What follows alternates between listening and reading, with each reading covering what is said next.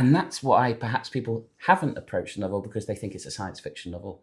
And like all good science fiction, it's so much more. It's about people.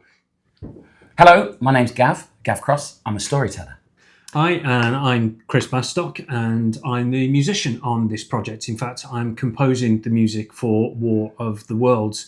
I'm also the co-artistic director of A Place for Us Theatre as well. So I've worked with Chris and Kate of A Place for Us at Norton Priory a few times, and they let me know that the incredible Mars is at the museum, Luke Jerram's Mars, and we did some work previously with the Earth, with Gaia. And they said, "What do you think, Gav?" And I said, "I know a story." So, Gav, War of the Worlds is, I think, a universally well-known and well-loved story. And I think most people's first experience of it will either be through the Jeff Wayne musical or one of the films that's been done. Obviously, we're not doing that. We're doing something different. So why did you select War of the Worlds in the first place, and kind of how you're approaching that? War of the Worlds is an eternal story, and it's a story of struggle and war. It's obviously science fiction, and most people approach it as that, but it's so much more than that. Published in the 1890s, published for magazines, so it was an exciting story, but H.G. Wells wrote at such a deep level because it isn't really about monsters and aliens. It's about war. I read it last year and it upset me. It still resonates. I love all the versions, and the reason it's such a strong story, it's proved by the fact that you can do it as a musical.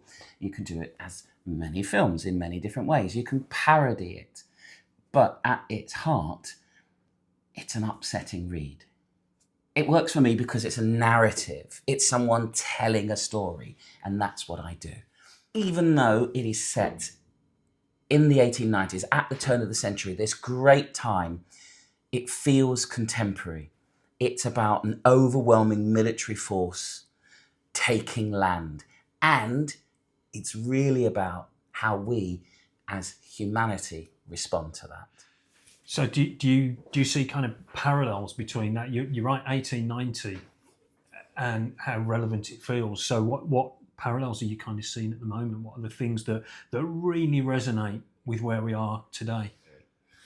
The heart of the novel is how close are we to being the worst version of ourselves under the great duress. How humanity can collapse immediately in the front of an overwhelming, powerful, imperial military force.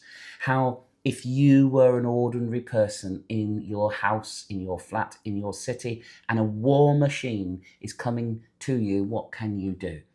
And essentially, we can't do much.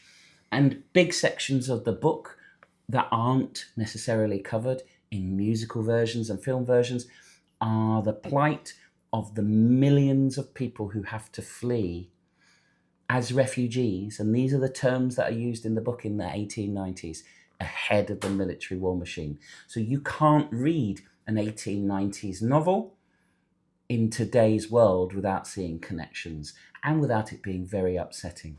It also has at its heart a narrator who is very flawed, and I recognize it. How would we respond?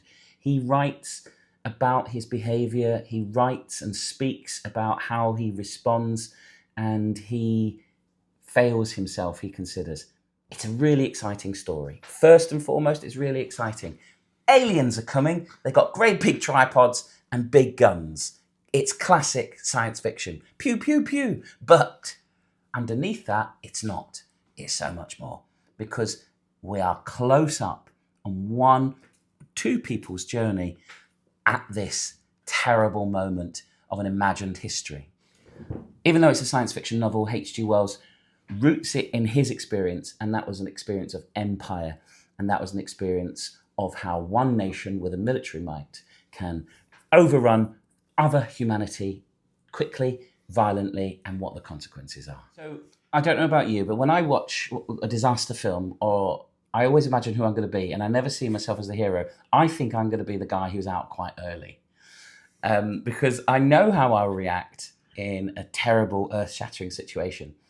And I also know that that's what's happening to people around the world now. And that's why it's quite upsetting. So we have this romp.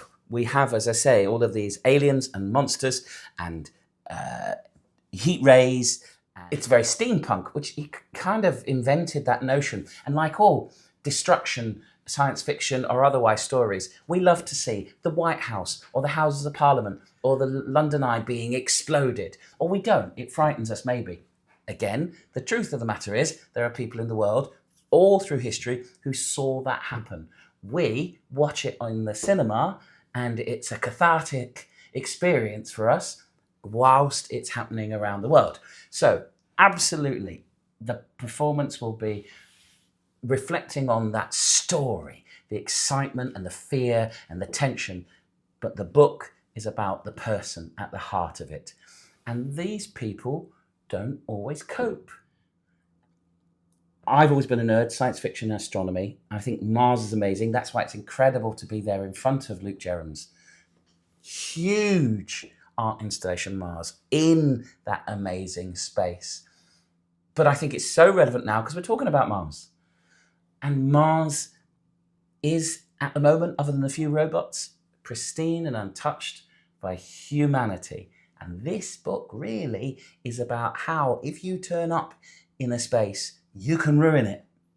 And I think that's a message for today as well.